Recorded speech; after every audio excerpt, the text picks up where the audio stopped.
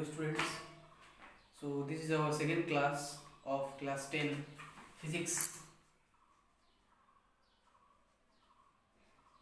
and the chapter which we were discussing in the previous class was refraction of light. So in this video I will give some notes for you to write in your exercise copy or exercise book, right? So let us recapitulate what we have learned in the previous lesson. So we were in the topic called refraction of light. So what is refraction of light? You see here, the bending of light when it travels from one transparent medium to another medium. So whenever a light moves from one optical medium to another optical medium, so there will be always a change in direction. That one we will consider it as refraction of light, right?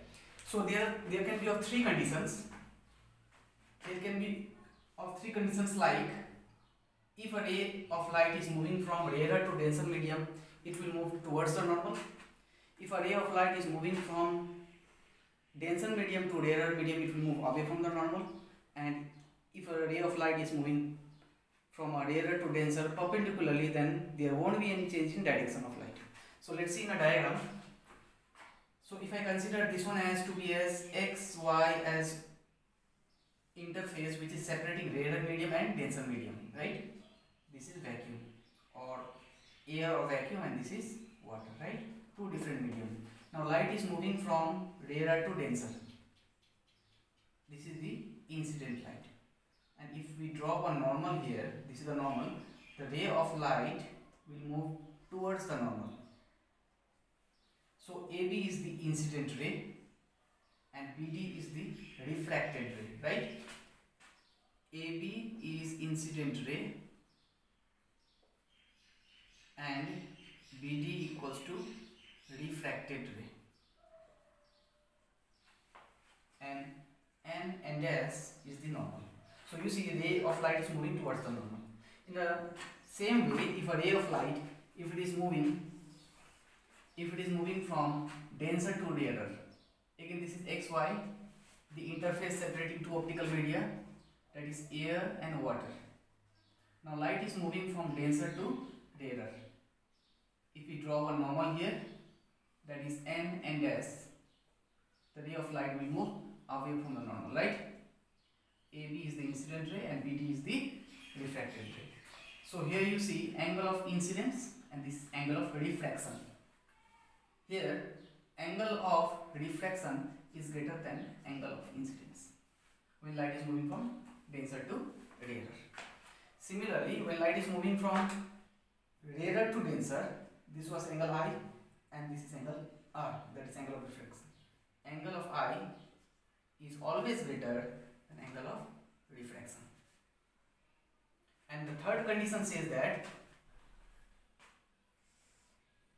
if any ray of light is falling perpendicularly, normally, then the light will move straight away without any deviation. That means here angle of incidence and angle of reflection both are in same direction, so we will consider it as 0.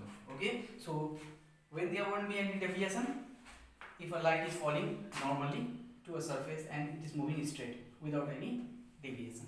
Okay, so these are the three conditions. Now out of these three conditions, you can say a ray of light will not deviate if both the mediums are same. If there is difference in medium, then only there will be a bending of light. Otherwise, there won't be any bending of light. Okay, so there are two conditions. That means if a light is falling normally, that means angle of incidence and angle of reflection, if it is in same direction, then there won't be any bending. And the second condition of not bending is that if both the mediums are same.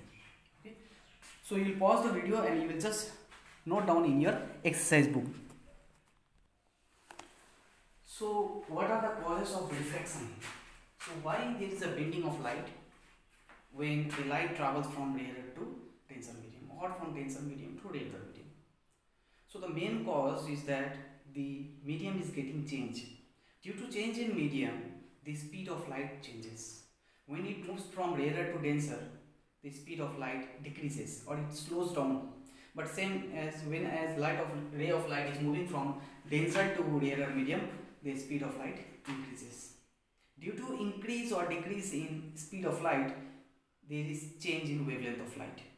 So what are the causes of refraction? You see, when refraction takes place from rarer to denser medium, speed as well as wavelength decreases. That means speed is also getting decreased and wavelength is also getting decreased.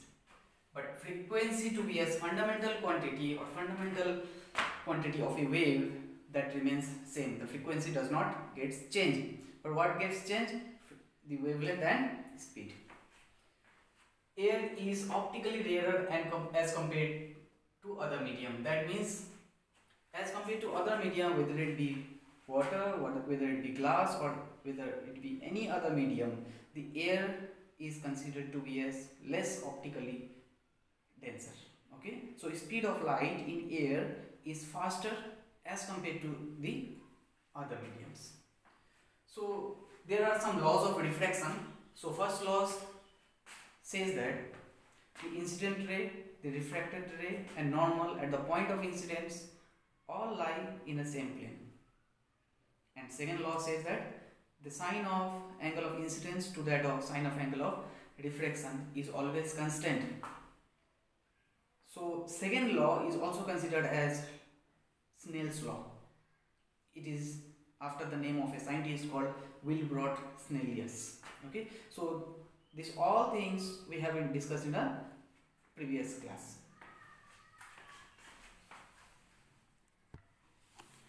So these are the two laws of refraction. The incident ray, refracted ray and normal at the point of incidence all lie on a same plane. This is the first law of refraction. And the second law says that the ratio of sine of angle of incidence to that of sine of angle of refraction is always constant. You see, A and G, I have written here A and G. What is N? N is the refractive index. Okay, so light is moving from air to glass, that is sin I by sin R. This ratio is always constant. Okay, so the next topic which we will see, that is refractive index. Refractive index. It states that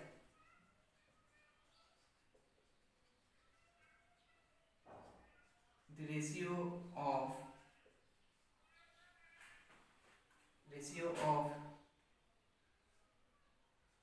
speed of light in air to that of speed of light in a given medium.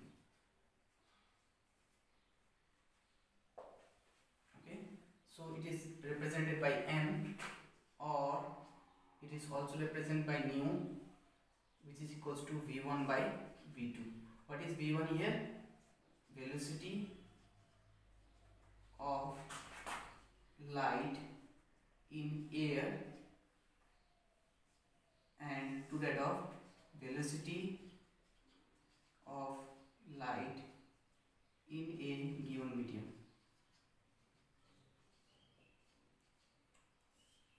Okay, so velocity of light in air by velocity of light in a given medium. So this is called refractive index. So here refractive index remains constant in case of second law. So you see, second law was also called Snell's law. Okay, it is after the name of a scientist called Wilbrod Snellius.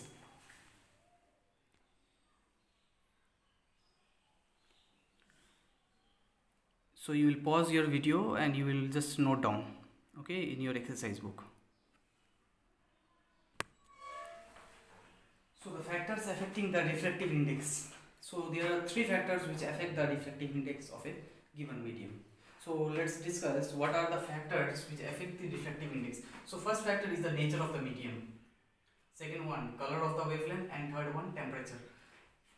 When you see the temperature of any medium increases, then we say that the speed of light is also getting increased.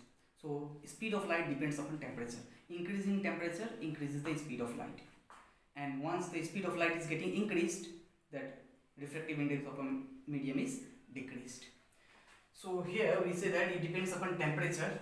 So how it depends upon temperature? Increasing temperature decreases the speed, and decrease in speed again increases the refractive index of the medium. Okay.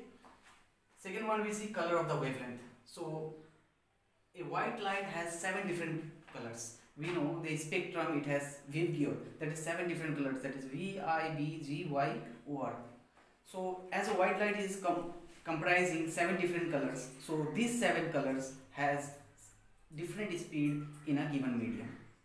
So all the 7 colors does not travel with the same speed in a given medium.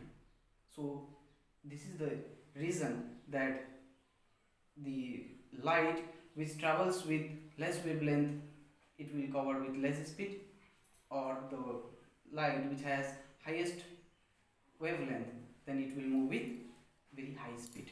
Okay. So this was color of the wavelength. And next nature of the medium. How it depends upon nature of the medium. You see, the refractive index of a medium is directly proportional to optical density of a medium. If the medium is optically denser, if the density of that optical medium is highest, then we say that the speed of light is slowest. Okay. So when speed of light is slowest due to increase in optical density, in this case the refractive index of a medium, again it is greater. Let's see this point, nature of a medium, with an example.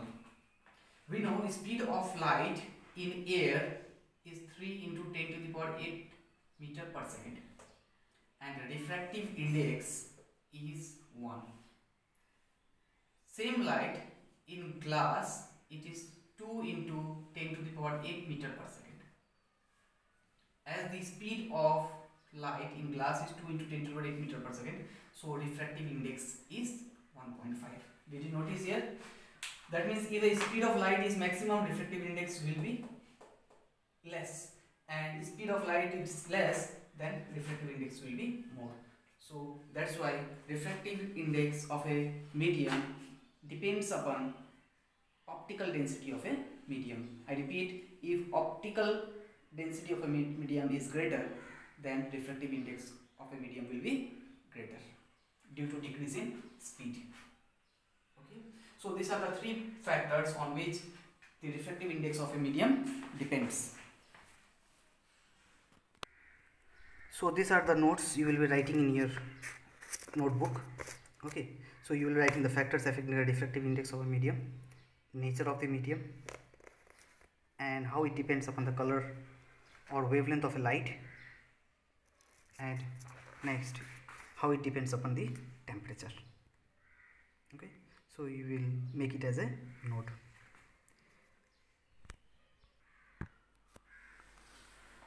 So principle of reversibility of light.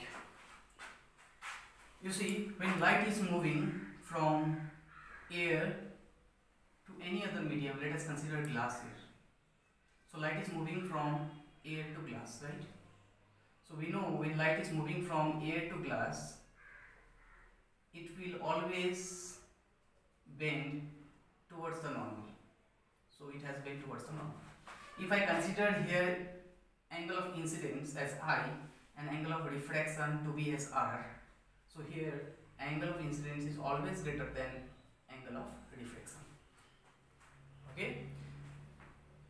Principle of reversibility states that when the same light, if it travels now from denser to rarer, it will trace back the same path. That means the light moving from rarer to denser, it bends towards the normal. Same light, when it moves from denser to rarer, it will retrace back the same path. So this was the principle of reversibility of light. So there is no change in path of movement of light. So here you see the principle of reversibility of light states that the path of a ray of light is reversible. That means it can be reversed. Same diagram you will be making in your notebook. You see, the light is moving from rarer to denser, and the same light, the double arrow, states that it is retracing back the same path. Okay. So the next topic we have reflection of light through a glass slab. So whenever a light travels from rarer to denser, we know that it moves towards the normal.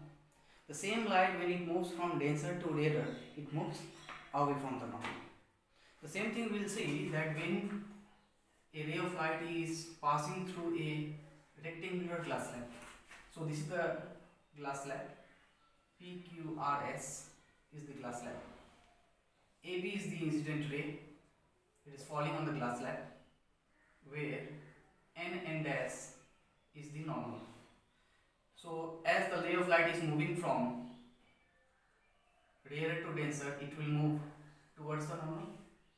The same way, the ray of light will now move from denser to rarer. So it will move away from the normal, right? So let us consider this as E. So AB is the incident ray, BT is the refracted ray, and DE is the emergent ray. Now if you produce this incident ray in forward direction, we will find that this produced incident ray and emergent ray to be as parallel. So this distance is considered to be as lateral displacement. Okay. So what is AB here? AB is here incident ray. Okay. BD to be as refracted ray. And DE to be is here emergent ray.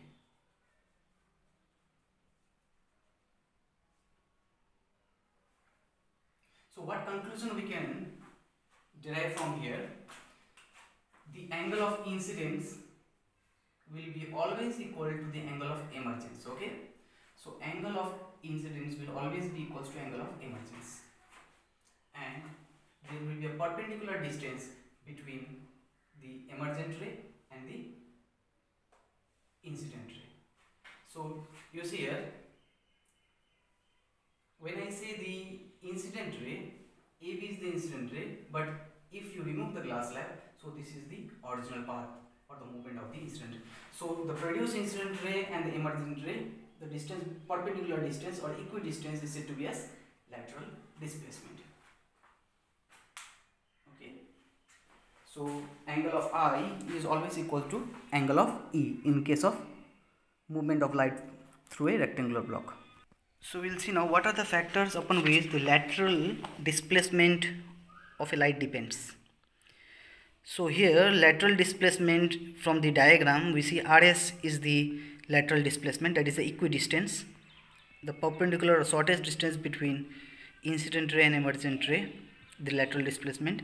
So this lateral displacement, it depends upon following factors. First, it depends upon thickness of the medium, increases with increase in thickness, angle of incidence increases with increase in angle of incidence, and refractive index of the medium.